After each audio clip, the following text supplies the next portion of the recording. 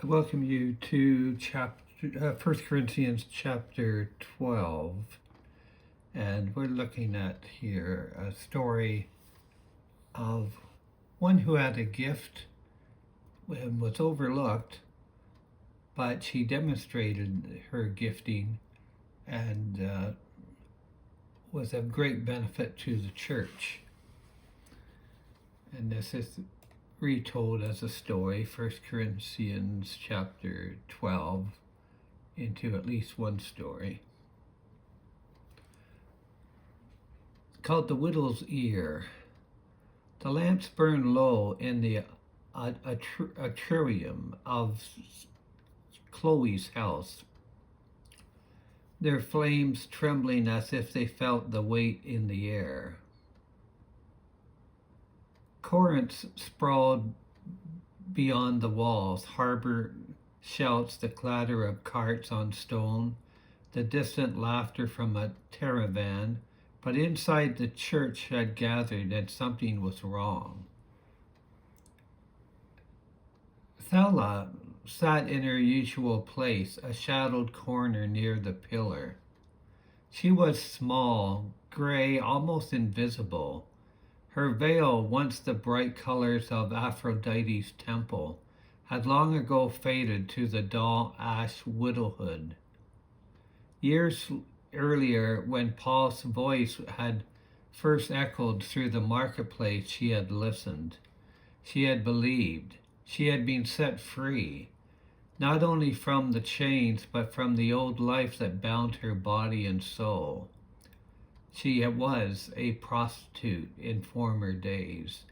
Now she came each Lord's Day and sat and listened. That was all. She never really spoke. She never prophesied. She simply listened. Tonight, Demetrius stood in the center. He was tall, smooth voice, newly arrived from Athens. His tunic gleamed with expensive dye. His gestures were practiced. He had come to the church 3 weeks before, claiming a vision from the Spirit, and already half of the younger ones hung on his words. The law is finished, he declared, arms wide. The Spirit has set us free from the flesh. Why should we bind ourselves with rules meant for slaves and children? True freedom means living without restraint. The body is nothing, only the spirit matters. A murmur rippled through the room. Titus, barely 20, nodded eagerly. He speaks with power, he whispered to his neighbor. Even Chloe, who usually weighed every word, tilted her head thoughtfully.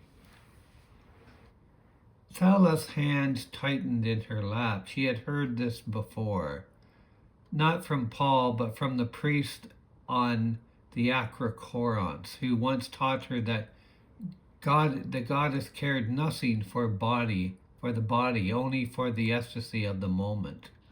She had believed them once. She had paid dearly for it. The next week, Demetrius went further. I've seen the Lord in the night, he said. He told me that those who still cling to the old morals are weak in faith. The strong ones will walk in liberty. A few cheered, others shifted uncomfortably. Sila's eyes never left his face. He remembered Paul's voice, raw and urgent, in the marketplace. Do you not know that your bodies are the members of Christ? Shall I then take the members of Christ and make them members of a prostitute? Flee from sexual immorality. The words had burned in her like a fire. They had not condemned her, they had saved her. The third week, the fracture deepened. 2 young men boasted of returning to the old temples, claiming Demetrius had freed them. Chloe's brow furrowed, but she said nothing. The room felt divided, uncertain. Then came the night that changed everything. Demetrius stood again, bolder now. Let anyone who doubts my word stand and speak, he challenged. But who among you has seen visions as I have?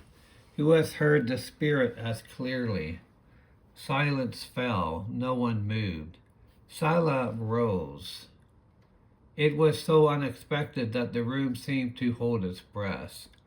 She stood slowly, hands trembling at her sides, veil slipping slightly to reveal silver strands of hair.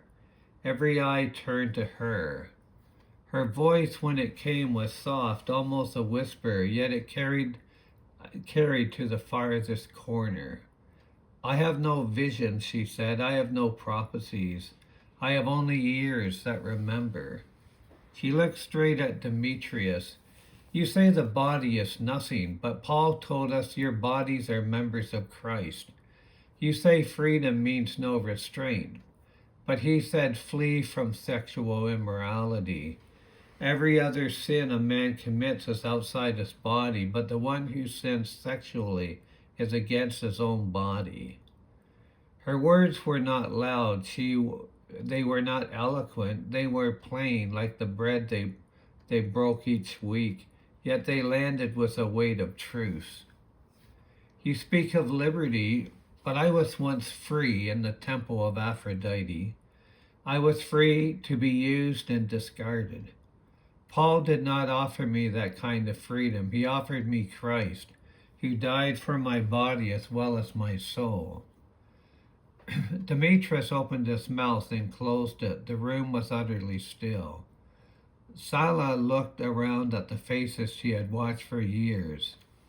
I have listened to every word spoken in this place, and I have heard Paul's letters read. I have heard your prayers and your songs. I know what is true. She sat down. For a long moment, no one spoke. Then Chloe stood. Sila has spoken what we needed to hear, she said quietly. We have been dazzled by signs. We have forgotten the foundation. Aquila, the tent maker, nodded. The Spirit gives gifts as he wills, but he also gives ears that hear and hearts that remember. One by one, others spoke. Confessions followed. Some had been tempted. Some had doubted.